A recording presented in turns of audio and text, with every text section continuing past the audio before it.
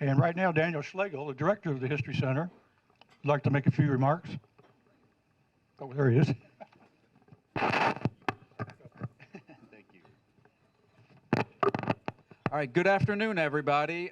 We are really excited at the History Center. We have a brand new exhibit up about the Alexander Memorial that was just restored downtown on the courthouse lawn. Because unfortunately it's a little heavy, we couldn't put that on display in the History Center. We were able to get 3D printing, and so we have a miniature model of it on display, and I actually have a miniature of the miniature model. I have one of the panels, and I'll have it over, our table's over here on this side with all the books. I'll have that over there, but it's one of the 3D printed pieces that's a panel from the Alexander Memorial. So there's a lot of history about the Alexander Memorial, about Alexander. It's a great exhibit. Our curator, Hillary, and assistant curator, Gabby, who are sitting way over in the corner, they did an excellent job on this. So please make sure to come out. It's up until June. I believe it's towards the end of June. I forget the exact date. But please make sure to take some time and come out there and see that exhibit. And then Gabby also did her first exhibit called The Anatomy of a Quilt. And it is an excellent exhibit. I don't know much about quilts. I know how to use them. I'm very good at that part. But what's really neat is Gabby chose the 1884 Showers quilt that was used as a fundraiser after the factory had burned down. And so she wraps together both quilting, but then she brought in history and also preservation work. With this quilt being well over 100 years old, it's not in pristine condition. But as the History Center, we want to save and preserve that, especially something as important as that quilt. And so Gabby talks about all of that within the exhibit, and she did an excellent job. So whether or not you're a really good quilter, or if you're like me and you just use a quilt really well, it's still an excellent exhibit to go out and see and learn a lot for. And then the last thing I have before I turn it back over to Michael here is on Thursday, February 16th, so it's about 3 weeks away, is I'll be doing a talk at the museum that evening, just more about the museum. We find a lot of people just aren't sure what the museums do or what happens behind the scenes. And so I'll be doing a talk. It'll be free. It'll be open. Maybe Michael will come and I'll have him ask some questions, some easy ones for me. But we'll have a neat presentation. So if you're able to, make sure to check our website or any of our social media for that. So thank you, everybody, and have a great day. All right. Thanks, Daniel. Here's a short preview of our coming attractions. We're scheduled almost all the way through this year. The next one, February 28th. The Indiana Theater, it will be 100 years old. Of course, it's Busk Chumley now, and James Krause is going to have a program on that. And that will mark our 10th anniversary. So that's kind of an important one. March 28th, Hillary Fleck of the Monroe County History Center is going to present highlights from the Herald Times photo collection. The Herald Times donated all their old negatives to the History Center, and they're going to show some photos from that. April 25th, John Baton. This is interesting. What would it be like to walk through the streets of Bloomington more than 100 years ago? The Rediscovering Bloomington project seeks to answer these questions and more. Now, to me, that's really fascinating. I can't wait to see what that is. May 30th, Susan Snyder-Salmon will give a program on the history of dry stack stone walls here in Monroe County. These goes back a long time. Many of them are quite old. June 27th, Jim Capshew, who's the IU official historian, I think, will give a program on life and time of Herman B. Wells of IU. July 25th, we're going to have the history of Bloomington's Cats TV. Their photographer, Dave, is back there, and he's here every month to help us out. But they're going to tell us about their history. August 29th, Christine Friesel of the library will give a program on the Duncan family and the mechanics band of the late 1800s. I know nothing about that. September 26th, Rod Spa will give a program on the local Feltis family and their family newspaper. And then a lot of people are going to like this. October 31st, Clay Stuckey, a friend of mine who's given many programs here, is going to give one on the history of the campus of the old Bloomington High School. So there'll be a lot of images shown, and I think we'll have a lot of people here for that. Today we have Al Parker. He's written a book called Hope for Wings. Al is an Indiana-born naturalist who started his fascination with wildflowers, hawks, and trees at a young age. As a lifetime falconer, he's had his hands on raptors most of his life. These many years have given him a long-term view of the recovery of the many types of birds of prey. He continues to teach at Zane State in Ohio. Al traveled here all the way from Ohio to give this program, so it may tie a record for coming the farthest to give one. Hope for Wings relates the stories of relationships to eagles, hawks, and owls from the perspective of a field biologist, falconer, and student of raptor behavior. So Al Parker.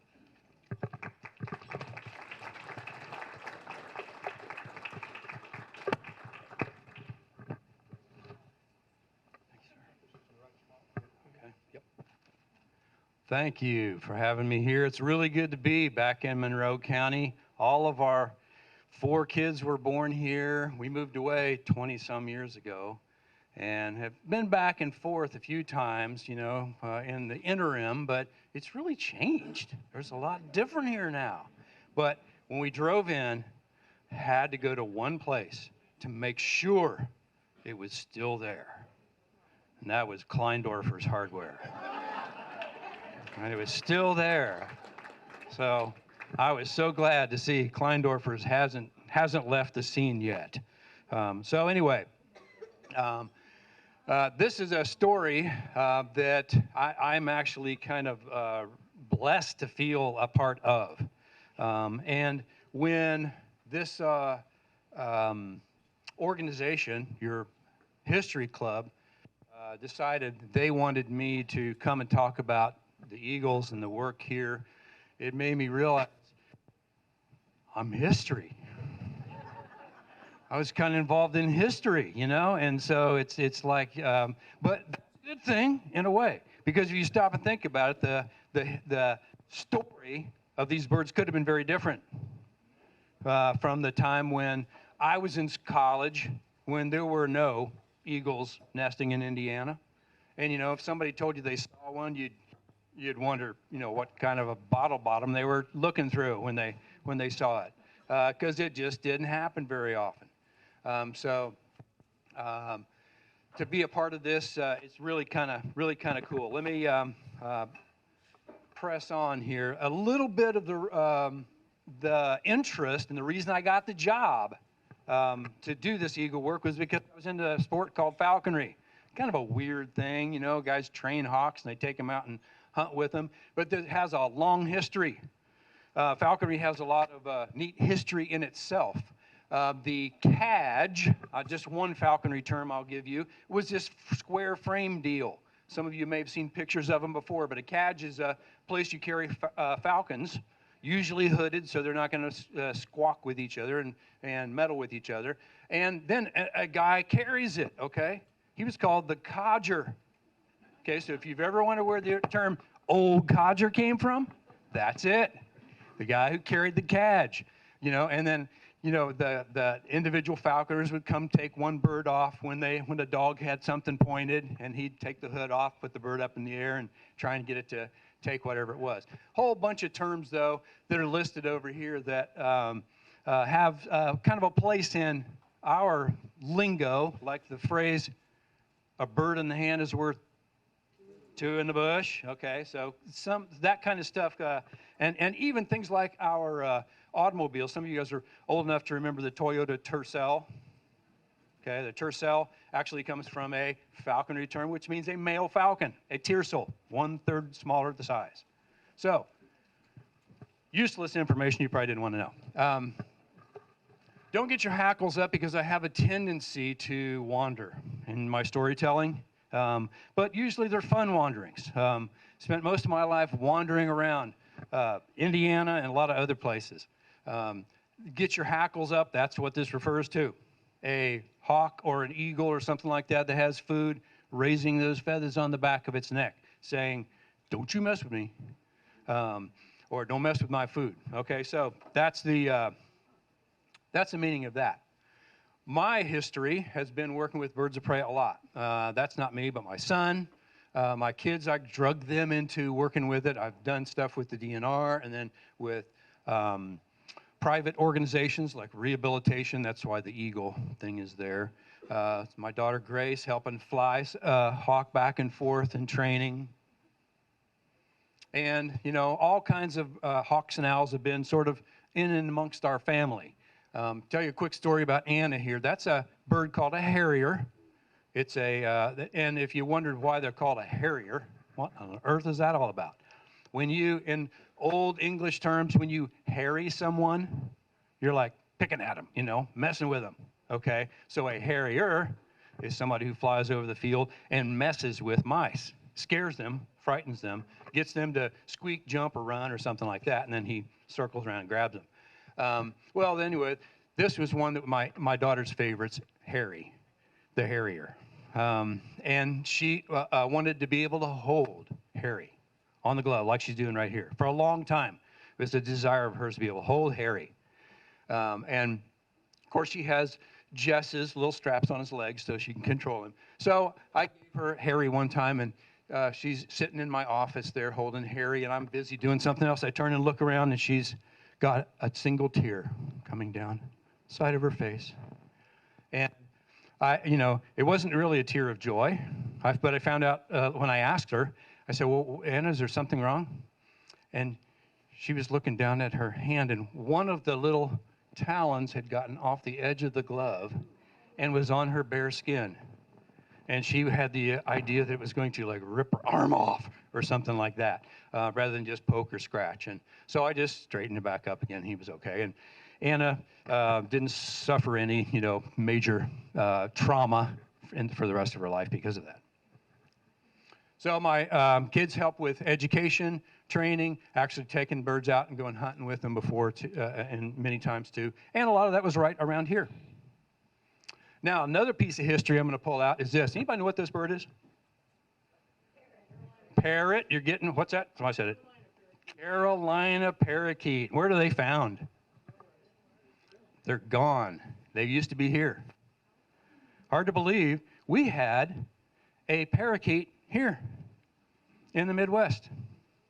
They like fruit trees, so people didn't like having them around because they were eating the fruit trees. One bad habit these guys had, however, was if one of their members of their flock was shot and on the ground, flopping around, the whole rest of the family did this and circled around, to try and help, but ended up getting shot too. And their feathers were really beautiful and sometimes used in decorative hats and things like that. It's hard to believe. Used to be one here. It's no more. Not found anywhere else in the world. Our history with wildlife hasn't always been that good.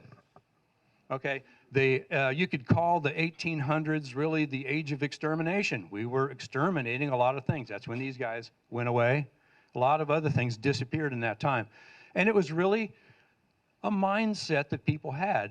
They didn't think about it. Well, that's the very last one. It was like, so what? People really didn't have a heart or a concern for it. The bird on the top looks a lot like a mourning dove, except he's bigger and got a lot more color to it. And that, of course, was a passenger pigeon. How many of you guys have heard of a passenger pigeon? Okay? It wasn't a pigeon that rode on cars or train cars or anything like that, other than train cars for one reason I'll explain to you in a minute. Passenger pigeons were the most common bird in North America at one time. In fact, Audubon talked about them flying over Indiana, blackening the sky from east to west all day. Okay? People say at one time passenger pigeons were probably more common than all the other birds in the United States combined. That's how many numbers there were. Absolutely incredible numbers of them. They would roost in trees and break branches off because they're like riding on shoulders of each other and things like that in the branches, filling the trees.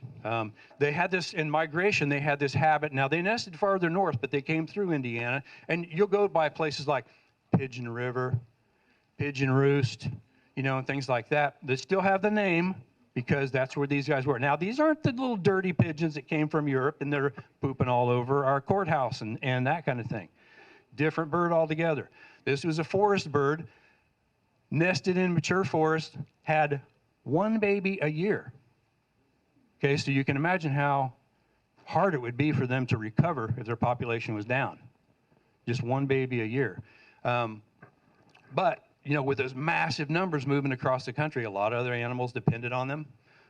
Some other animals, many fed on them. Well, we could get a lot of these guys by just going into the woods where there was a roost and taking a shotgun and blasting up in the air. Drop 30 at a time. And that's what they did. When they found out where roost, two things helped push these guys to the breaking point, and that was the telegraph and the train. Now, maybe that's where passenger pigeon came from. I don't know for sure, but they just called them pigeons back in those days. The other pigeon wasn't here yet at that time. These guys actually were harvested in incredible numbers. So guys got on the telegraph and said, hey, the birds are over here. They're over here in the southwestern corner of Monroe County or whatever. And so people would rush to hunt them and, you know, harvest them by the thousands. They would fill train cars with them and ship them to New York or Chicago for food and sell them for meat. So literally loads and loads. In about a 20, 30-year period, they went from that incredible number passing through every year to none. The very last one was shot by a 12-year-old boy. And they'd become so rare at the time. This is in central Ohio. He brought it in, laid it on the table, and said, Mom, what's this? But it was the last one in the wild that was ever shot. And, you know, that is some of those and you've heard the stories about bison disappearing, you know, on the Great Plains, how many there were. The most common large mammal in the world at one time, you know, down to 500 animals at one point. And passenger pigeon, people saw, golly, what happened? We had so many of them, and now all of a sudden, they're all gone. That really woke America up to be sort of the beginners of conservation in the world.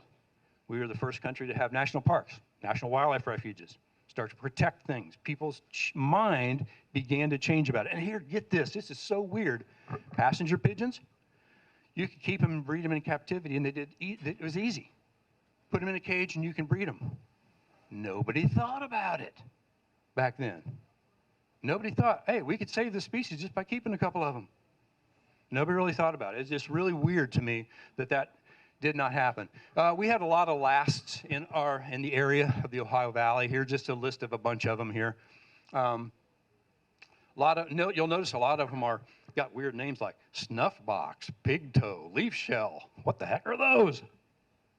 Anybody know? Mussels, river mussels, right. A lot of those, because our waters became very polluted at a certain time, and so those are animals that are gone. No more to be found. Some of them came back, and some of them haven't. We have some species like beaver. Who's seen a beaver? Okay, we have beaver back. Beaver definitely around. Snowshoe hares used to be down here. Wolf used to be down here. But a lot of these things are, and actually, white-tailed deer disappeared at one time. Kind of hard to believe when you look at today. And then, of course, this one down here, Canada goose. I have to admit, okay, I don't tell everybody this, but I have to admit, I'm kind of responsible for Canada geese being here. When I was a co-op student, we were raising them to release. Now, one thing you got to understand, this is not, people say Canadian goose. There's Canada geese that nest in Canada and migrate through here, but they all go back. They don't nest here. We had a resident Canada. It was called the Maxima, the biggest version or the race of the Canada geese that nested here. And it was eliminated. In fact, the year 1900, they thought they were gone. They listed them as extinct. The resident Canada goose, the giant Canada. But 60 of those birds were found in a little population in Missouri. Conservationists, waterfowl conservationists got interested in it, began doing some breeding projects, And that's why we have Canada geese here today in the numbers that they do. Now, you might think, man, there's so many of them, they're attacking my grandchildren, they're getting, I can't even walk bare feet because of the goose poo everywhere. But remember, when you complain about that, that species was almost gone. Okay, that giant Canada was almost extinct at one time and has made a comeback. And it just shows you what can happen if people get serious about conservation. Waterfowlers were some of the first to actually do some of that. So now let's get on to this guy, our national raptor.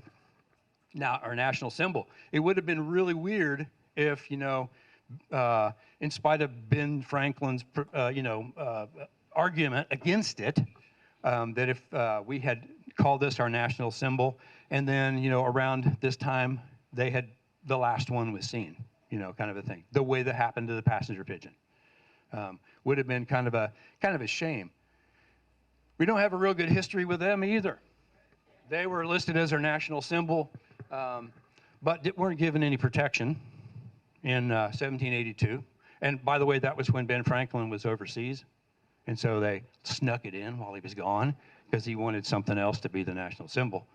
The Migratory Bird Treaty Act, MBTA, happened in 1918. And history-wise, that was a big deal.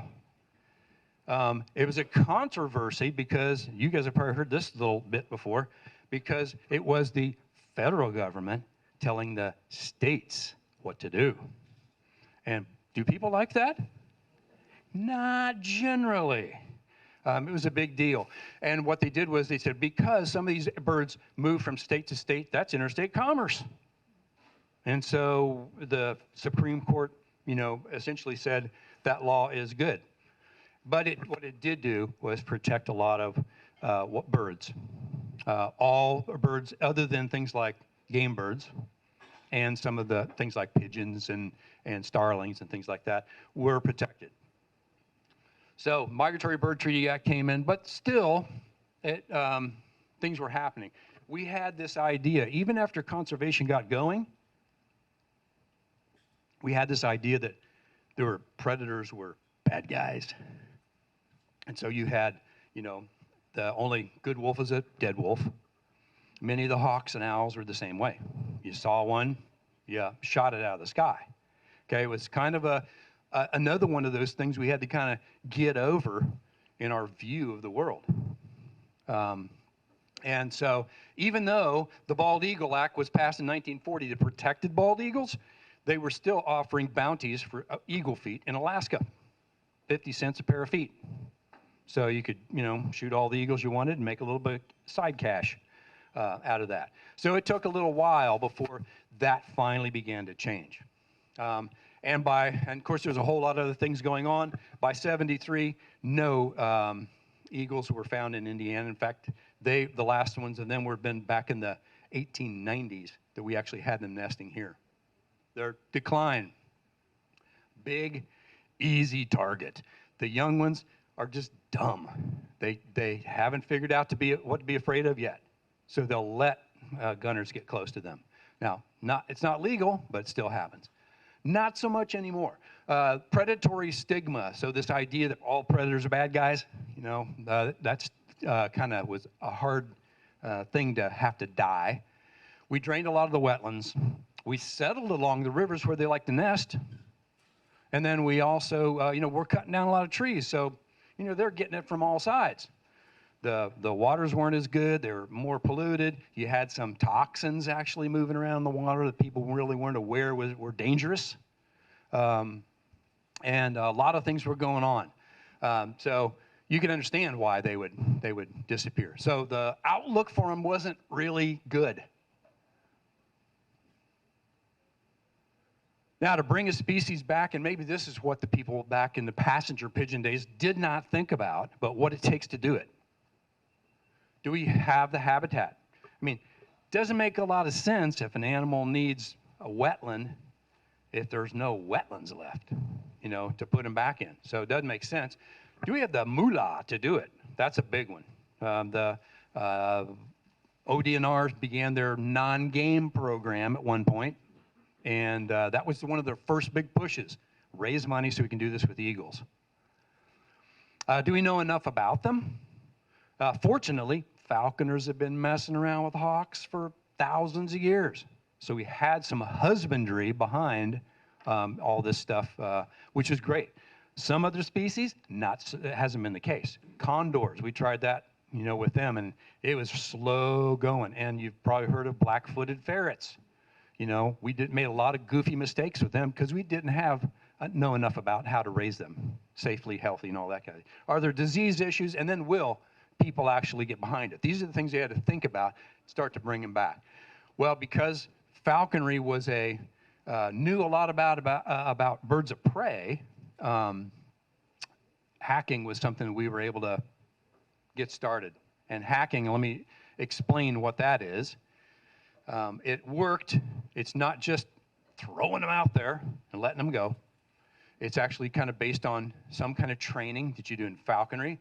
And then, people began to care enough. That's why we could do this. People began to be willing to donate to it and, do things for them. So hacking is actually a term that's used when a guy catches a baby hawk and then begins to train it from there. And when you take a baby, you guys have all heard the ugly duckling story, where it thinks it's something that it's not. And so baby birds, and that's the reason you don't want to bring baby birds home, they will grow up thinking they're people. And so they're kind of messed up in the head. Now you got to understand, birds have, big eyeballs, take up most of their head, so they don't have a lot of room left for brains. So that's the reason those imprinting occurs, because they see something as soon as their eyes clear up and they say, "Mama." So then the bird's taken by a falconer. It's fed, carried around, gotten used to people, called manning, and then you hack them out. Because with most hawks, hunting is a learned behavior. It's not instinctive, something that they have to learn. They have to watch mom and dad do it, or somebody else do it, or accidentally come onto something, catch it, and it tastes good, and hey, I'm going to keep doing that. Then, of course, a falconer would release them when they're hacking. As soon as the bird didn't come back for the regular food he put out, he knew he probably made a kill on its own, and he would retrap it and then continue with training. So with what we do is sort of short-stop that and train them back to the wild and just let them go. And we're not using association with people that much. Okay, so now we had to pick a place for it. And here was the thing. Everybody thought, well, the only place you're going to find eagles is going to be in like really wilderness kind of settings. You think eagle, you think Canadian lake, really quiet, pristine kind of a place. So that's what we thought. We needed to pick some place like that. And there weren't a whole lot of them in Indiana. So fortunately, Lake Monroe out here was the target. And this was the North Fork, actually right back in this little pocket right here was where the hack tower ended up being. Some of you guys may have been boating around out there and seen it while it was active. We had Indiana Bell pioneers volunteer come out and put up the poles and the base structure, and then I built the rest of the condo on top with the cages and kind of a hidden hallway back behind it. We put perches out in the bay for them to sit on, because if you'll notice, a lot of these trees are fairly young that surrounded it at the time. Young trees, not a lot of big branches for a 10, 12-pound bird to stand on. And so we thought, well, that's probably a good idea to get some good solid perches out there. So we had another volunteer effort. Some of you may have heard about this, was actually get the Army National Guard coming out there to drop telephone poles into the muck. And so it was like, to the Army guys, they thought this was the coolest thing in the world. It was like a bombing mission, And it took a whole lot of guys to help with this, because when they hoisted it up, it had a bit of a swing to it, And so if he didn't get the swing, if he didn't let go just at the right time, then it'd just flop on its side. And you have to do it over again, kind of thing. And so we had to end up, one guy hanging out the window, and he would, time it when the swing's coming back and tell the guy to release. And so they really kind of saw it as an art form. And then, of course, I was down the boat here and had to climb to the top of the pole and take the harness off so we could drop the next one afterwards. And so I was a guinea pig to see if it was actually going to hold up or not. Once we did all that, everything was ready. We had these cages built with a stick nest in here. What you can't see right here also was a bathtub. Okay, nothing Mom and Dad ever provided for them. They had a bathtub in their cages. And we went and captured young eagles from nests in Wisconsin and Alaska. And yes, that was me. This is the hallway behind the hack tower. And here we had one-way glass so we could watch them. They couldn't see us. We had food chutes, and that's a chunk of carp going in there. And these guys were about a month, sometimes 5 weeks in the cages, depending on the age when we got them, before they were releasable. Hack tower job. A lot was involved there. We had to first go to the nest and steal the babies from their parents. We took them from 3 bird nests in Wisconsin. 3 birds, a lot of times the third one doesn't make it. And so we would steal them from there. But in Alaska, where there's loads of eagles, we'd clean them out. We'd take all the babies and bring them on back here. So we were, taking care of them, feeding them, prepping food, capturing them and handling them when they had to, picking up roadkill so we'd have plenty of food. All kinds of crazy jobs end up being a part of this. They started out as this kind of fuzzy, shaggy looking thing, and then they became sort of a sleek, beautiful bird as they developed. Still the brown on them. Learned a lot about their behavior at this point. For instance, if a rainstorm was coming, they wouldn't eat. Even if they were really hungry, we'd plop food out there, and if a rainstorm was on its way, they'd just sit there and wait for it. They'd get poured on, get drenched. After the rain passed, then they'd dive into the food. Just kind of a weird thing. I was not sure exactly what that is. It's all about. So watching them took up a lot. Incidentally, anybody in here, one of the volunteers at the Hack Tower? All right.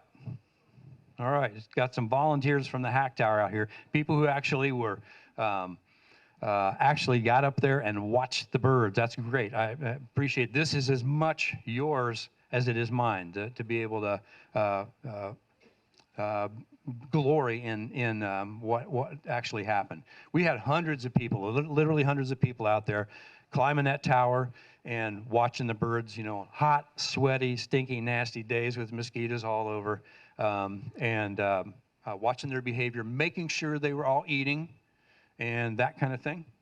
But then a day came when it was time to release them, and we could judge that basically because there were low perches and then there were perches up high. You can see it by Rick's head there, that were up high in the cage. Once they were jumping up to that, no problem, they was telling us they're getting close. We would pull them out and take a look at them at night, and if their feathers were ready, which means when they're growing, they still have blood in them, and to fasten a radio transmitter on their tail feather, we had to wait till it was what they call hard pinned. That means no more blood in it. It's white and hollow. Incidentally, it's where we get the idea of pen, like, writing pen, the old feather quill pens, and the reason why a pen knife is called a pen knife, so you can carve those little quills into something to write with. So these guys would be ready, then we go grab them, put these wing tags on them, great big gaudy looking things with a number, and then an antenna back here. And numerous times, now this was a daytime capture where we actually had to retrap this bird to put a new radio on it, but we weigh them, and most of this time, like I said, was done at night. Several people here, my wife is one of them, Les sitting back there, good friend of mine from when I was a young man, came and helped to actually capture and handle these guys, to put new radios on them at different times. And the feet are the dangerous part, okay? Those feet big as my hand with 1.5-inch talons, needle sharp. Okay, they haven't had a chance really to dull on those young birds. So extremely powerful, big nasty feet. You see that beak, people are worried about that beak. My wife, when we first handled them, she was worried about the beak. I said, don't worry about it. Beak can't really hurt you that much. So she was holding one in her lap one time, and the bird got a hold underneath her armpit with the beak and went, back and forth and back and forth. You know, created a nice blood blister. And so she convinced me otherwise, that the beak does pose a problem. So from then on, we put a little bit of tape over the beak so they can't open it up while we were working on them. But I think the real measure was one time we had a bird in Les's lap, okay? And this was the first year, so didn't tape the beak. I didn't wrap the feet, anything, and the way you did it was you kind of held the bird's 2 feet in one hand, in between your legs like this, and then you put your arm over the back of the bird, you know, kind of hold it like your lap is sort of a nice little table. Then I can work on the wing tags and the radio and all that stuff. And in the midst of that, Les says, Alan. Nobody calls me Alan except my mother. He says, Alan, its foot got loose. And I said, well, I'm trying to be, you know, it's okay, you know, we'll work it out. And he said, it's on my crotch. So at that point, he's still here with us. So, you know, we managed to work around that little problem. The birds next day woke up and they were ready to go. Some of them had gone getting a little bit bonkers. They were up on high perches now. Here you can see the radio antenna and the wing tag. And then lo and behold, early in the morning, or actually in the middle of the night, when we worked on them, we'd open those doors quietly. And then the morning came, and there they were, free to go. That was really kind of an interesting thing to be able to watch as these birds started doing life, you know, as they're supposed to. So stomping out, you know, had perches out there for them to sort of practice out on, do a little wing flapping, and easy landings to come back into. And this was the goal, okay? Hacking birds the idea is you put food out for them and they keep coming back to feed there as long as they need it, till they find something on their own.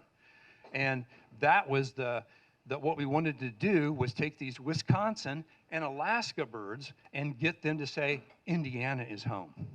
You know, this tower is where I go back to feed. And if they did that, then we knew we were successful. And indeed they did. In fact, some of them would never leave. This girl stayed around till December, expecting me to keep throwing food out for her. And of course I did. But it was really kind of a cool situation. Some of you who watched on the Hack Tower may have experienced what I call King of the Hack Tower. Well, you're back behind this hide, and you're looking through this one-way glass, and way over here is where the birds like to roost at night, and you can hear them screaming before light, early in the morning, over there screaming at each other. And then pretty soon, you hear them coming. One or two of them screaming, coming toward the Hack Tower, and then boom, boom, boom, boom, boom, running across the top of it. And then another one would come in and screaming, and boom, boom, boom, knock him off. And you hear as the wings are kind of, you know, coming around. And they do that for sometimes a half an hour, fighting each other, knocking each other off. And it was kind of they're rather gregarious birds. They like to hang around with each other, but sometimes the play gets a little rough. But they kept coming back to the Hack Tower. And, you know, to me, that was like, this is really what we wanted to have happen. We want those birds to accept this place as home. And they really did. So what happened with it? Well, I'm going to deviate real quick and just say there's something really cool about raptors. They kind of captivate all of us. There's a lot of really amazing things about them. You know, the nests they build, their behaviors, just mind-blowing. Eagles build nests that are so big they make trees fall over eventually after they keep adding to them and adding to them. They all have personalities. I've mentioned a few of the personalities of some of these birds already, as you know, as we're working at the Hack Tower. Now, of course, these are not eagles, different kinds of hawks here. We all know that they have amazing kinds of eyesight. You know, you say hawk eye or eyes of an eagle or something like that for someone who can see really well. Their vision is a little different than ours. They see movement. Okay, so they can see movement of a mouse a quarter-mile away, but if it's sitting right here and it freezes, they won't see it. As long as it's still, they won't see it, because their eyes are like not sensitive the same way as detail, like us looking through binoculars, but it's more like movement.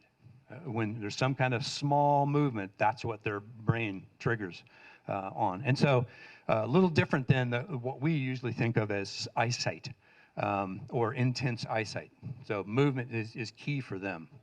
That's why also, birds of prey, when you get a hold of them and are training them or have one in front of a bunch of people, if it's a bunch of wiggly kindergartners who can't sit still, it's like overload for the bird because it's like things moving everywhere, Also, their abilities in flight, okay? Absolutely incredible. That's what amazes us a lot. Here's a cool thing. You've all seen it before. Vultures, hawks, eagles, with these feathers going like that, okay? Kind of flared at the end like that, all right? That is actually a means to reduce drag. The tip of the wing is where the most drag is pulling that wing back. But if you can make it into a biplane, triplane, quadruplane, it reduces that drag on the tip of the wing. So marvelous engineering that went into these guys. And these are for the soaring birds. But there's a bunch of different kinds of hawks. You have the falcons, long wings, real fast move, aerial, lots of dog fighting and kind of stuff. You have the big birds like the red-tailed hawk. Most of you have seen them, big broad wings, fantail. Eagles built the same way, built for soaring, for effortlessly, getting up in the air. There's a scripture that says those who trust in the Lord will rise up on wings like an eagle. You guys have all seen that printed somewhere. The idea behind it is he holds out his wings and things just lift him automatically.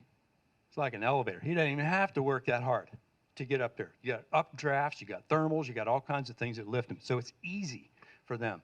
And then you have the accipiters, which are the hawks that live in forested areas. Some of you may know of Cooper's hawks or sharp-shinned hawks, and they're fairly common here in Bloomington. And if you have a bird feeder, they're even more common because they like to eat birds, and they will, raid your bird feeder from time to time. But, a lot of bird watchers complain about that, and I go, well, hey, that's bird watching too, when a Cooper's hawk comes and grabs one of your birds. But a lot of things about them just really inspire us. This is a young red-tailed hawk. A lot of things about these guys give us a lot of things to think about. The other thing I like to look into is how we relate to birds of prey. Now, remember I talked about early on in the history, a lot of our thoughts about wildlife were not so good. We were, not really even thinking about why should we try and save them? Why should we try and still have them around? This is a good species to talk about as far as human to wildlife relations because they like being around people. Barn owls have forever been known to hang around barns, churches. In England, they still call it the church owl, in Europe, because it nests in church belfries a lot of times. Any kind of cavity around a farm, these guys will use for raising their young. They can raise a lot of them. They can raise them any time of year. They eat a lot of meadow mice, meadow voles. So they have this association with people. We cleared a lot of the forests in Indiana and grew, almost every farm had hay fields on it because you've got to feed those tractors, the horses that we used to pull our equipment with something, so the fuel was actually hay. And so every farm had hay field. Well, hay fields are loaded with meadow voles or meadow mice. And so these guys were around in abundance at those times. When we started going to tractors instead and less hay field, less grassland, the meadow voles dropped, these guys disappeared and actually became endangered at one point. The cool thing about them, though, is that you can get people excited about wildlife on their property. Farmers, think having an owl is really a cool thing. And so you've got a relationship building ability going on there with the barn owl. Conservation has kind of started out, well, let's just save this stuff, but it's kind of gone beyond just the ecology that we typically think of. Ecology is essentially, break it down, logy means study of, like zoology or biology or any of the ologies, means just study of something, or the words about something. Eco comes from the Greek oikos, which means simply home. Economics are the nomics, the numbers of home. Ecology is the study of home, or the relationships that are going on in home. So really, it's just a study of relationships. And to me, there's a lot more relationships than just what we see going around in the world. We're included in those relationships because we have a big impact on the world. And we're also given some responsibility by the creator of them to take care of them. So in that, I see something really cool, because the creator's idea was to reconcile people to himself. And in order to do that, you know, he sort of made us into little reconcilers with the things that are under us, the wildlife and other things here in the world. Just a really cool connected idea that ecology goes beyond just, you know, talking about critters. So assessing the success of those eagle releases. Most of you can probably tell me, how many of you have seen an eagle? Back when I started this program, there'd be nobody in this group that would have done that, hardly. How many of you seen an eagle nest? How many have an eagle nest like you look at on your way to work or someplace you drive pretty frequently? You can just kind of glance over and there it is. Okay, so that's really kind of a cool thing. My wife and I drove over here. We discovered 2 new nests we had never noticed on the highway before. Now, you know, if you see my car, watch out, because I'm probably not paying attention to the road. I am looking for eagle nests, you know, as I'm going down the highway. So if you see somebody swerving like that, the cool thing is that we see what kind, six eagle nests from southeast Ohio to over here. Just seeing them from the interstate. Okay, so they're popping up all over, and to me, every time I see a new one, it's like it just blows me away. I think that is so incredibly cool. When we started this, one of the good signs was some of the nests that started were having triplets, and the triplets survive. So for triplets to survive, see, most of the time in birds of prey, the young guy gets it. Okay, if there's not enough food, guess who becomes food? It's like this Cain and Abel thing, except it's more like Katie and Abel, because the girls are always bigger than the boys, and so usually it's the little guy who gets it. But when you got 3 of them and they all survive, it's telling you there must be a good food supply around here. Mom and Dad are doing a good job. They're surviving. So my job changed over from actually being the sort of the babysitter to climbing into the nest and lowering those guys down for my boss to look at. So there I was, hanging out in a nest while everybody else got to have the fun with the TV cameras down below. And John Maxwell, who took this picture, tries to convince me that I would fall asleep in these nests frequently. But I had to get him to understand that sometimes, you know, you imagine this, hot summer weather, they're bringing in fish, you know, they're not always eating all the guts. There's turtle shells that they can only get the heads and the feet off of, and the rest stays inside the shell. These are all over the nest, okay? And because of that, there's all kinds of other creatures that want to eat that decomposing stuff.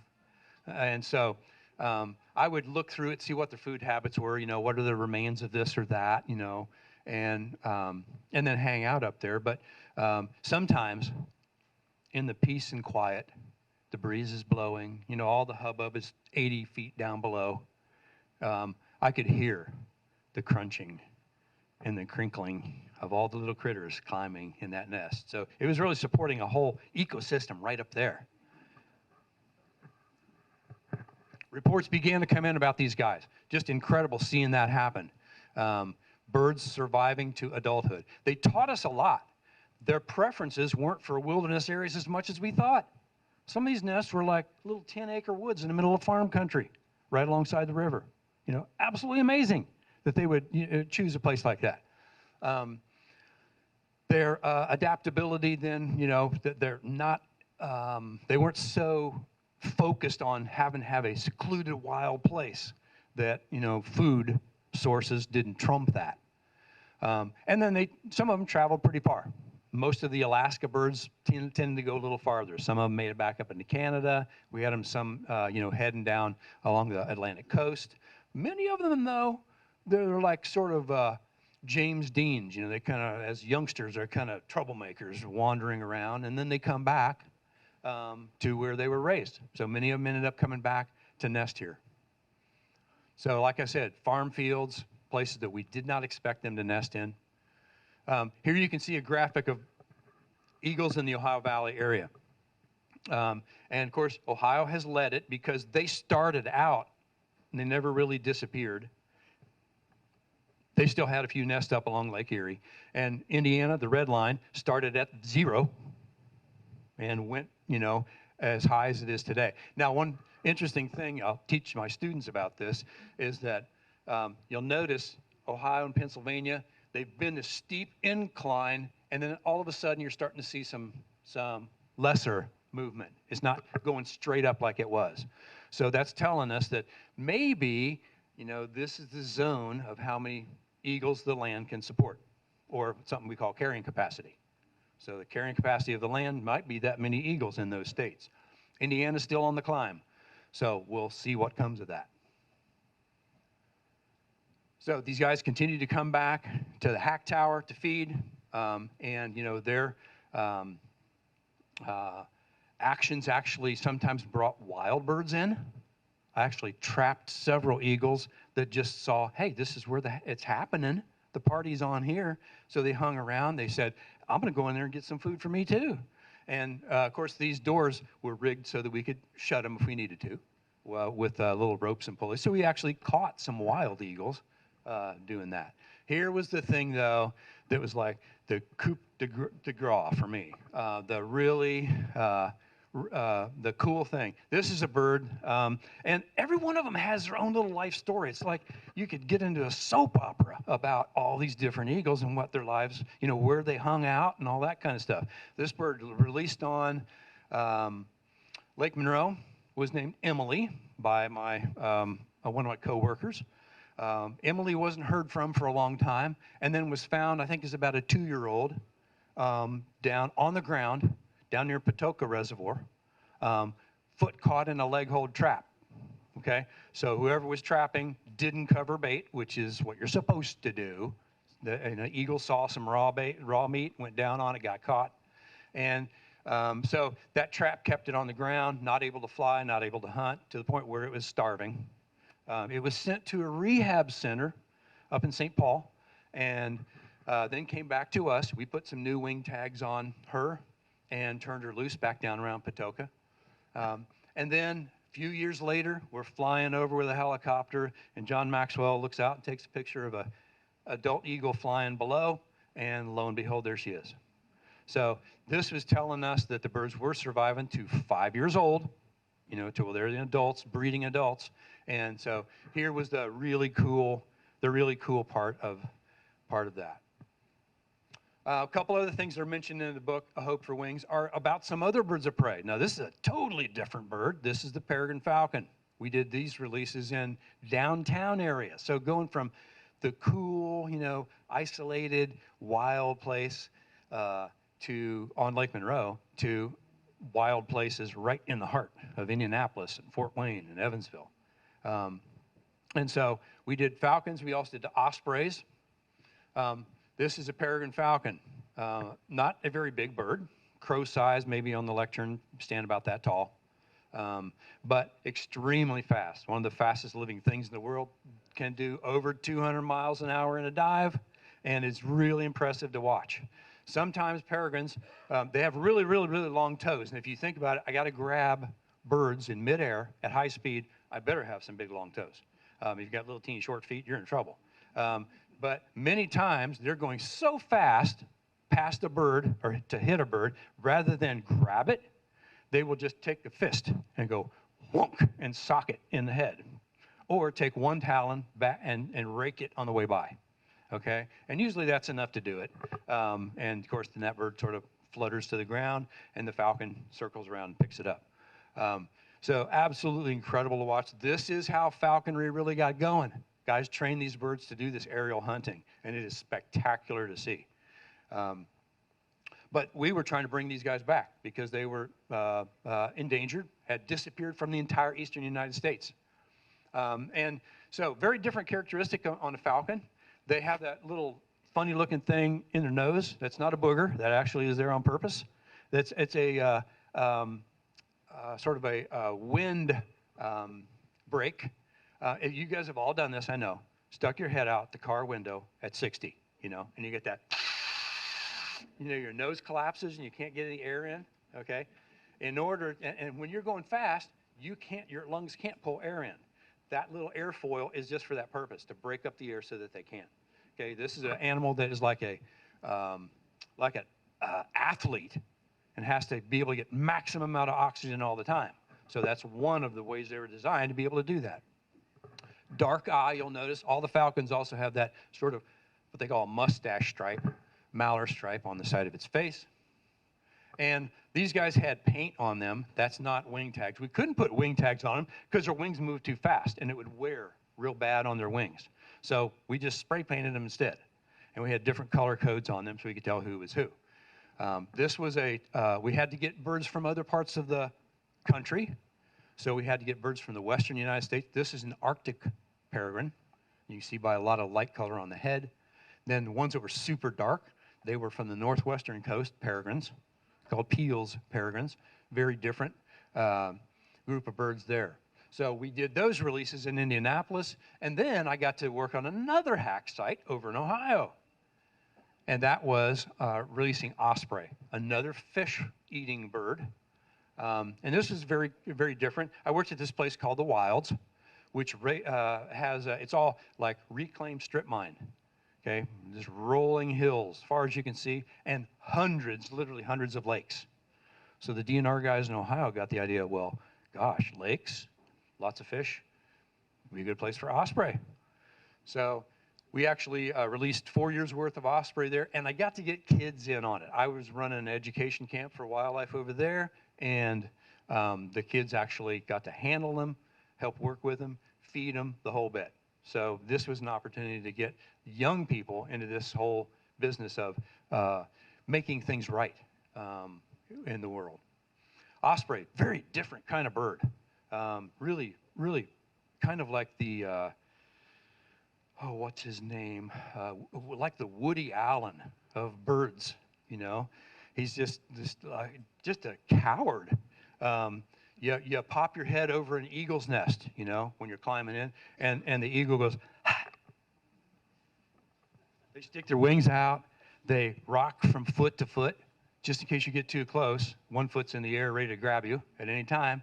They'll rock back and forth and hiss, stick their tongue out. You climb over and into an osprey nest and peek at them, and they just go, huh. So they don't fight, they don't put up any kind of fuss at all. It's like, okay, you got me. So very different kind of bird. Hard to rehabilitate these birds for that reason. They'll starve to death in captivity. But in this situation, we had them in behind a one-way glass again. The kids built the nests, and we're helping put the food in there, watching them, and all that kind of stuff. Cool thing about the osprey, though, is they do actually have a inherent ability to hunt. They don't have to be trained by mom and dad, which is really weird. It's like, hey, it's something moving in the water, I'm going to grab it. So it just kind of built in with them. So it didn't take very long to actually do the releases with them. Well, the eagle has returned. I really like this picture because it shows you various ages of bald eagles. A lot of people think bald eagle, it's white head, white tail, right? Well, what's that brown thing up there? Okay, so as youngsters, they are very different looking. And by the time you leave here today, you are going to be experts in aging eagles. All right? So you can impress all your friends. The next eagle you see, oh, yeah, that's a 2-year-old. But cool kind of a picture. Like I said, they are gregarious. They do hang around each other, especially in the wintertime. This is a place on the Mississippi where you can actually go watch lots of eagles. The thing I like about this whole project is that it offers hope. You hear so much about environmental stuff that it's just depressing. Why anybody would even want to get into the field, I don't know. Because so much we hear is just like, there's no, what's the use in trying? You know, we got endangered species. We got all kinds of issues with climate. We got, all kinds of things going on. And it's kind of disappointing to say the least. But this kind of thing shows that if people get serious about it, it can make a difference. There is some hope. Things can be made right. And so we see species coming back. And to me, that's incredible. We actually have species returning on their own when we didn't even try. I mean, we're just trying to clean up the world around us a little bit. I want to thank some different people with this. I don't know, is Jeff Danielson here? Okay, he took some of these pictures, especially among the ones I'm going to show you, and also Brad Perkins. I'm not that good of a photographer. Thank the Indiana DNR. They gave me the job. They didn't pay me very much, but they gave me the job. And the wilds I worked with, and I worked with Zane State College, where I teach kids about wildlife today. I also thank my wife, Amy, my 4 kids, who, I put them all through all kinds of crazy ordeals with wildlife. And then also thank all of you for caring. If people don't care about stuff, then good things aren't going to happen. Let me tell you one last story about a particular eagle. This guy is named Isaac. All right, Isaac showed up at our hack tower. The second year we were hacking eagles, we're doing a release. He showed up, built the first bald eagle nest in the state in 90 years, within eyesight of my hack tower. Okay, now that's an issue because birds can be territorial. Peregrine falcons, for instance, something I recall reading where a mom and a dad were raising babies. The dad got killed, so she was feeding them on her own. And then all of a sudden, from nowhere, another male shows up, hangs out, starts feeding the young along with her. So all's good, right? Soon as those young fledged and flew on their own, he killed them all. They were territorial. They weren't his babies. They were territorial invaders. Like I said, not very big brains. Okay, so that's one of the things I was afraid of. I'm going, oh man, I'm putting out 12 eagles right underneath this guy's nest. What's he going to do? My concern, though, actually worked out for the good. And here's how it happened. Oftentimes, first tries at nesting with wild birds, eagles especially, is a failure. Okay, they don't do so good. They can't figure it out. It's like, many of you, your first child, you really screw them up because you don't know what you're doing. Well, it's the same kind of deal with eagles. Sometimes their eggs don't hatch. They're not attentive enough to keep the young warm and that kind of thing. So that's what happened. The first year, their young didn't make it. Their eggs didn't hatch. But there's that nest right there. Second year, then the birds did it again, and something killed her. I think raccoons probably climbed up and got their babies. But the really funny thing after that was the mom and dad eagle hung around and started bringing food to the hack tower. And they'd sit out on the poles out in front with a hunk of food, screaming at the young, saying, come and get it. So they were kind of like adopting, this barbaric horde of young that we had in the hack tower. This guy ended up later in the fall showing up on the tower to feed. He was extremely nervous. It took me 2 or 3 different tries to actually get a good look at him. But if I made the slightest move in that hide behind the wall, he was gone out the door.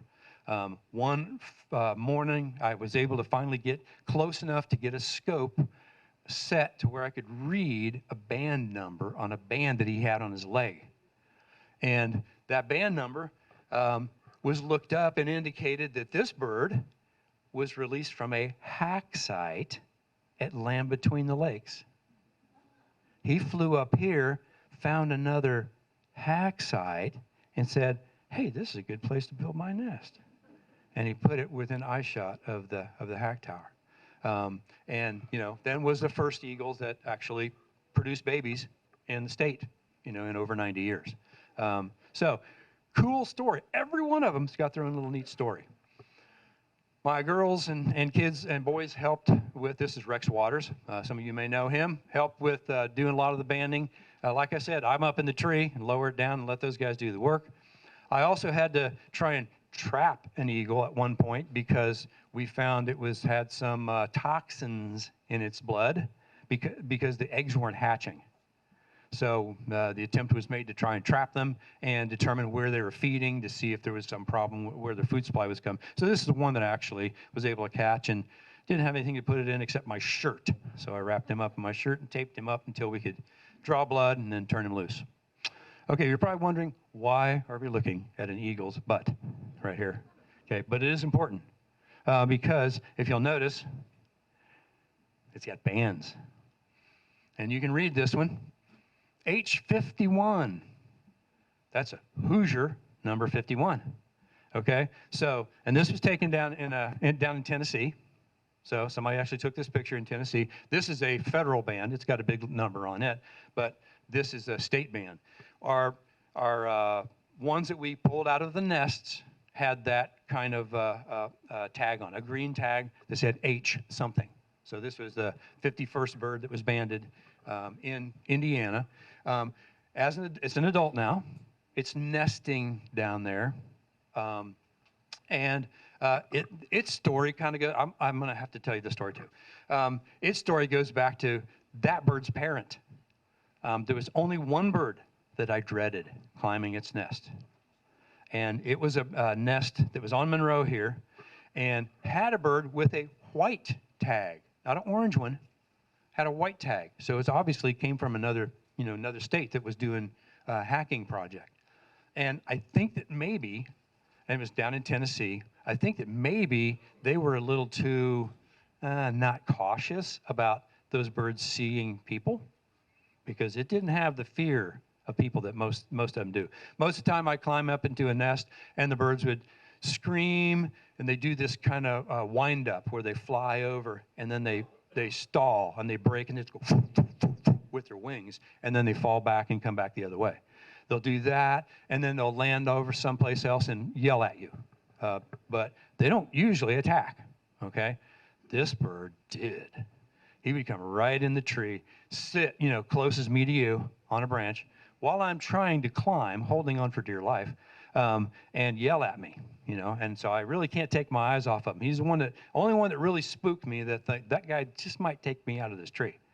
Well, that was that guy's kid. And the funny thing was, the kid went right back to where Dad was from and built his own nest. So the connections just kind of keep going. Most of you know about this one, the one that was the old timer that was found here, and it's probably an older timer now.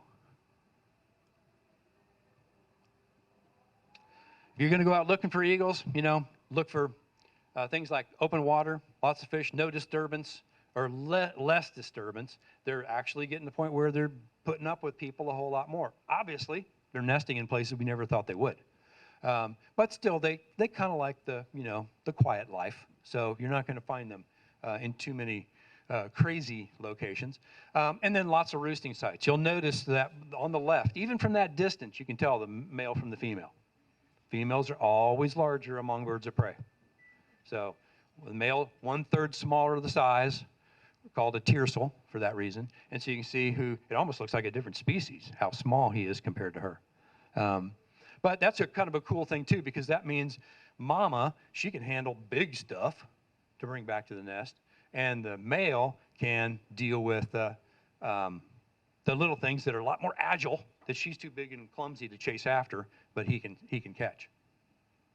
Okay, so here's where you become experts at identifying ages of birds of prey. Okay, are you ready?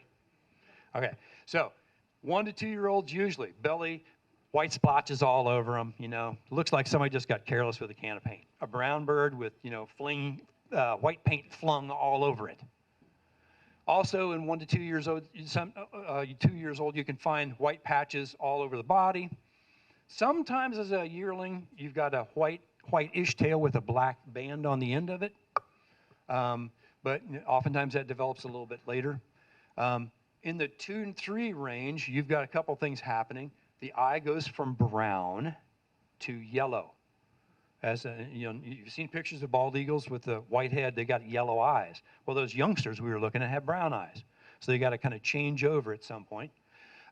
Sometimes at that same age, you'll see them flying around and you get a glimpse of their back and you'll see this triangular white backpack on them. So it's just like the white is migrating from all these splotches and eventually it's going to find its way to the head, kind of a thing. And every year, of course, they drop all their feathers, one at a time and regrow them. And that's how they're getting these changes in color. Eye stripe starts to form 3 and 4 years old. So you've got the head starting to turn white, but there's still like this streak coming behind the eye. Beak begins to turn yellow at that same time, 3 and 4 years of age. And then at 4, usually they've got white head, white tail, but they look dirty. Looks like they hadn't washed them or something. And then, of course, 5 and 6 years old, you got pure white head and tail. So let's look at some pictures here and see if we can guess them. Okay, this one's kind of a confusing one because the one on the right is not a bald eagle. Okay, so look at the splotches all over this guy. I mean, this looks like somebody just got crazy. He's also got some white starting to form on the head there a little bit. But that is probably a 2-year-old eagle, maybe a little bit older. This is a golden eagle. Okay, very solid, much solid brown, and has these little wrist marks. That's the characteristic of those guys. They also have kind of a sheen, golden sheen on the back of their head, hence the name, golden eagle. And usually their feathers, their tails, are the ones that are white. Looks like they're dipped in black paint. They're the ones the Native Americans used for headdresses. Golden eagles, okay, not bald. You see that tail over there on that bird looks a little bit messy. Okay, so they start out with this kind of fuzzy look. They actually have some little woolly kind of down to keep them warm. And then as youngsters, they'll develop with, again, that white splotching. Just looks like someone went crazy with paint. Here's a bird in the nest that's just jumping and practicing wing flapping. One stretching up there, showing the underside. A lot of them are just solid brown that first year. Again, look, brown eye, and then that dark beak. Okay, another one. What do you say on the age of this one? Does it have brown eye? Brown eye, yeah. That's probably still a youngster, a juvenile, first of the year. Now you start seeing some change going on here. Now you can still get a yearling that'll look like this, but a lot of times when you start showing a lot more white, it's going to be a 2-year-old. Some more pictures of possible 2-year-olds. The beak beginning to lighten up a little bit. Incidentally, that's a blackbird that's attacking, riding, hitchhiking on that eagle. Some of them can be very aggressive. They just hate bigger birds. All right, now look at this guy.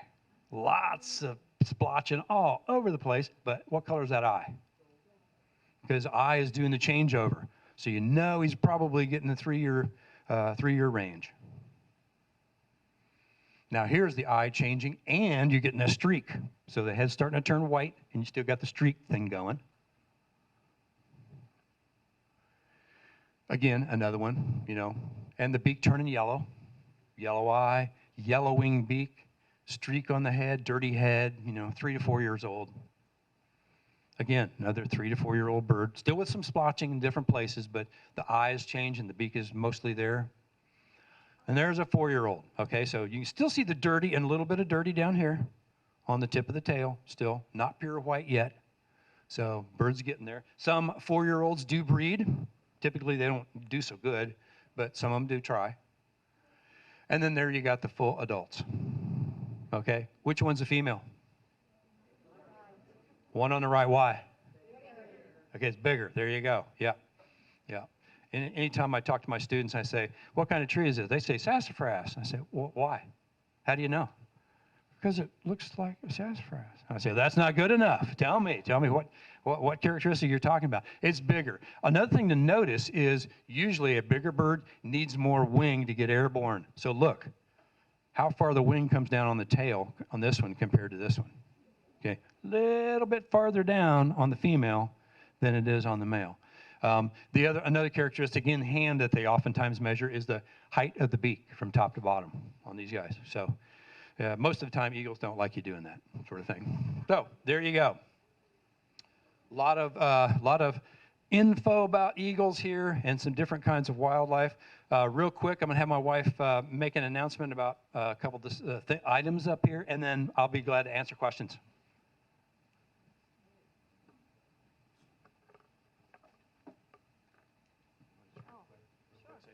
Thank you so much for having us. We have the whole story, more details, hair-raising details. A Hope for Wings, those are 15. Our daughter, Grace, did the illustrations for those, and here are some of her prints. They're amazing. And they're 5, 15, 5. And then we have T-shirts over here. I can hold one up, or you can come over and see them, but they've got the eagle on the front of her drawing, and then the scripture that he mentioned before. And one other thing that he hasn't done, another part of our work is a ministry called Canoe Creation, where we take kids out on rivers and hang them off of cliffs and teach them cool things. We do rappelling, but they've got ropes on them. But we teach them of these amazing things and teach them about their creator.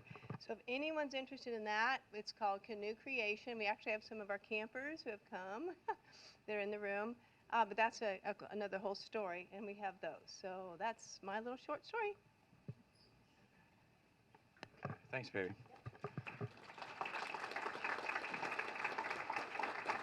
Y'all have any questions? I'm glad to yak about this all day. Yes, sir. What's the normal lifespan of eagles? Normal lifespan, good question. Normal lifespan can be, in captivity, they've been known 50, 60 years. So they can live a long time, but most people don't realize almost every species of wildlife doesn't see its first birthday. Okay. Anywhere from 50 to 70% die their first winter. Winter's a hard time. If you imagine if you had to go out there looking for acorns or things like that, stay alive in the winter, your chances go down real quick too. Trying to stay alive, and so a lot of wildlife, that's the way it is. High mortality when they're young. Yes. To watch eagles? Well, in the wintertime, I would say some of the boat ramps and things like that, down Paintown, the docks down there, any place you can get yourself exposed out and watch the big part of the lake. Now, Jill's around here somewhere. Where are you, Jill? Jill back there, the naturalist out there, she'd be the one to talk to because she probably watches them more than anybody out there on Monroe. But any place you can see open water, especially if it's like froze everywhere else and there's one little hole left, they're all going to be hanging around that. Yes, sir. If you had your choice, ideally when you're introducing birds to an area that doesn't have them, what ratio of sex, male to female, 50-50, would you prefer? Well, it really depends on the species, but most of them are monogamous. Like in the birds of prey, they're monogamous. If you're talking about some other species, then sometimes they are, you're going to have males who have harems, essentially. And so in that situation, it's more important to have females than it is to have males. But for these, most of the part, it's whatever we get, really. It's whatever we can find. Yeah. How long is their production? From about 5 years old to however long they live. As far as I know, there's no senescence in bald eagles. Now, I could be wrong, where they actually fall off and they're just like us old timers that can't breed anymore, kind of thing, or what. But I don't know. Yeah. So.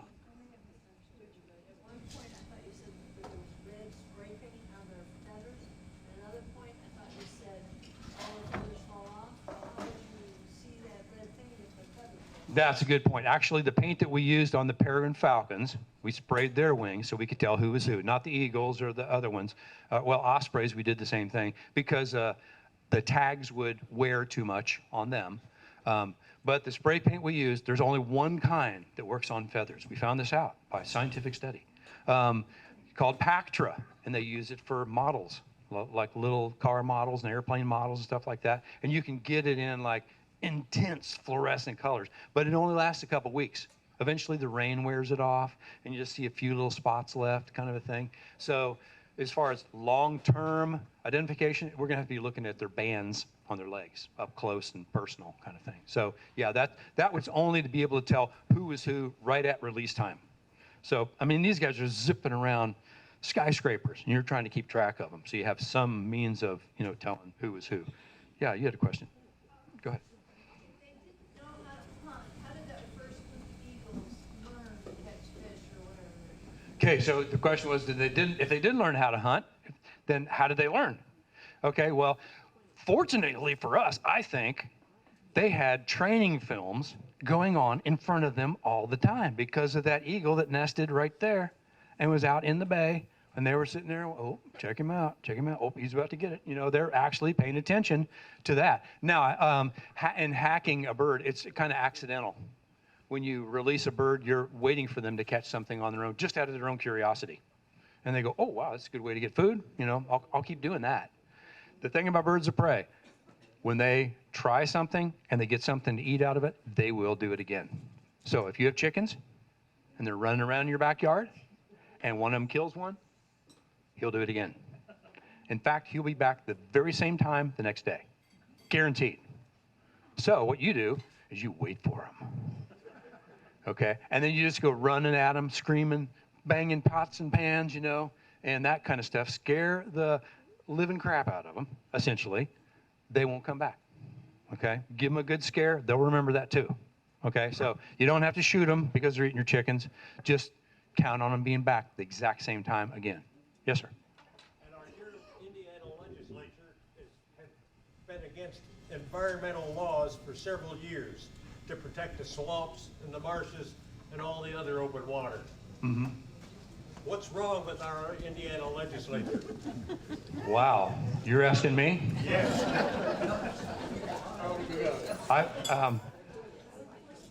I study wildlife, sir. That's beyond this world. I'm afraid. Yeah, I don't know. The best, of course, who put those legislators there? Okay, well, and then I realize sometimes you're stuck with them for a while until something else happens. But again, try and convince other people of the importance of things.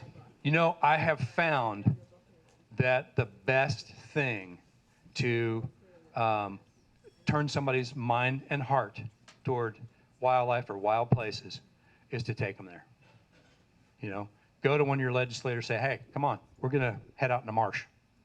Chuck them into a bunch of hip waders and take them out there. Let them see how cool the place is. I'm convinced that will, and I know, landowners who aren't too sure about this barn owl thing, I'm climbing around in their barn coming out with pellets that look like turds, and I'm excited. They think I'm a little loony. But if I can put a young barn owl in their hands, man, it changes stuff. So I honestly think, we need the connection. And if you don't have any connection, you're not going to care. So, yeah, you had a question, sir. My daughter lives south of Salisbury. Her husband and a little farther south, there's a big bottom area down in there with a fairly large stream. They see eagles in there all the time. Uh-huh. And they seem to be scattered in road-to-hill deer carcasses. Oh, yeah. Oh, yeah. But I don't know if there's any nesting going on down there. There's no large bodies of water at all. So they must be either nesting or flying in. Yeah, could be. But, a crazy thing is we have them nesting on streams right down from my house, 10 feet wide. Got a big old sycamore, but it has ponds, lots of ponds around in the area. Within, 10 square mile, there's probably 70 ponds. So, or more. I mean, so it doesn't always have to be right at the place where they build the nest.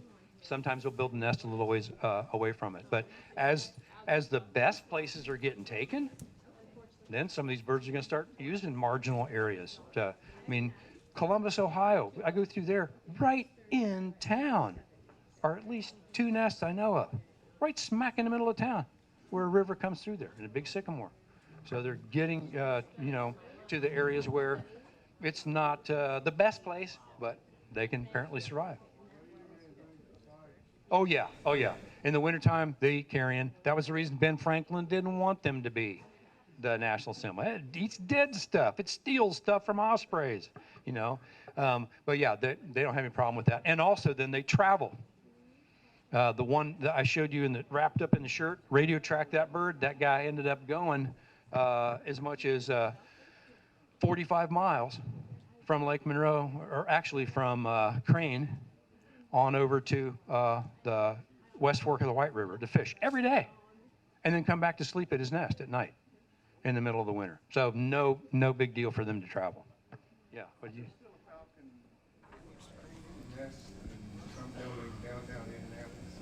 Yeah, I believe there's two. I think there's one in the downtown, and then there might be one on the big smokestack on the south side of town. That big red and white smokestack on the top of that building. They had IPL had one there a couple years ago, but those guys are super territorial, so you're not going to have very many of them around ever. Yeah. You didn't say much about owls. Are they endangered? The barn owl is probably rarer now than the eagles or the peregrine falcons.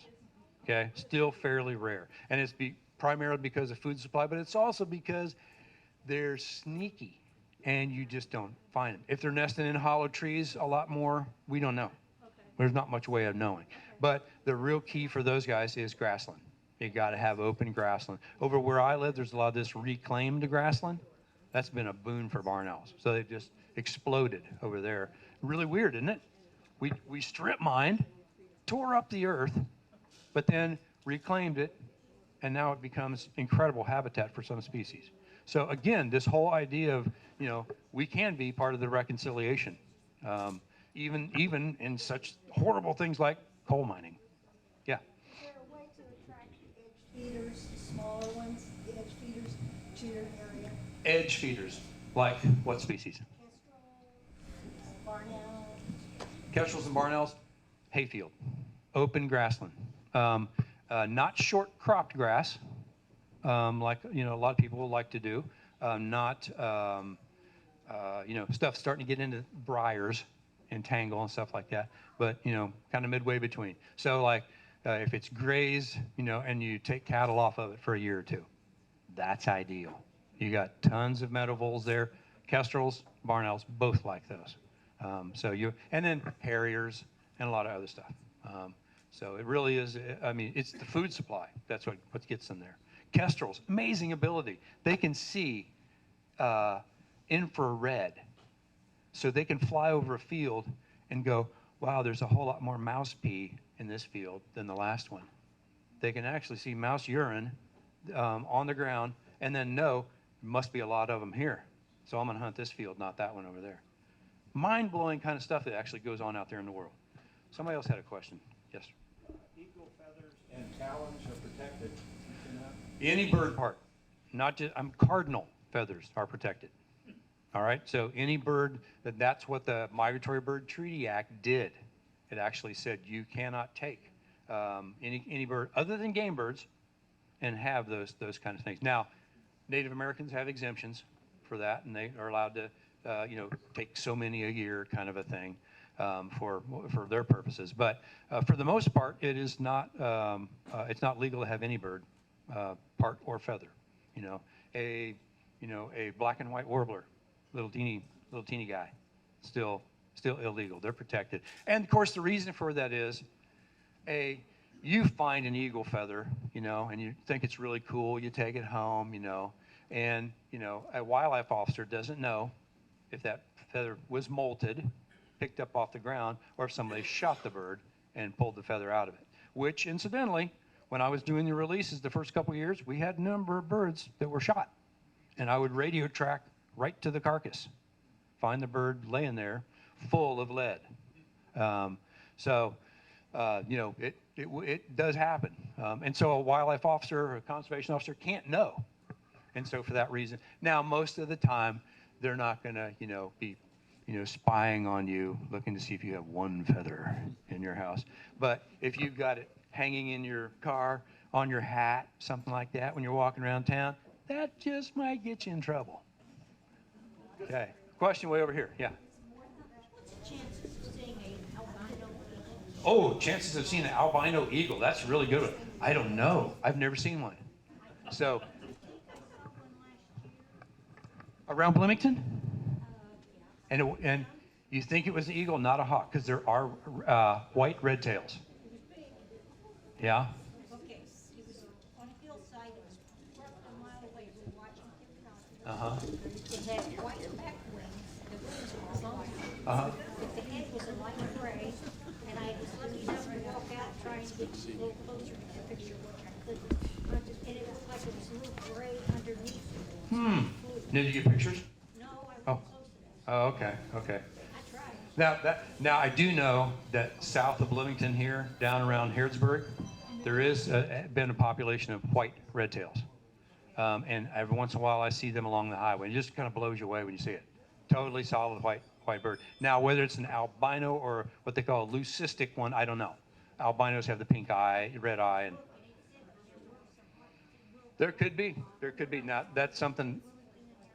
Yeah. Now the white red tail, yeah. Yes, sir. There's a problem with smaller birds too. The chimney swifts need insects, and insects are way down because of all the pesticides that have been given out. You don't get insects on your windshields anymore.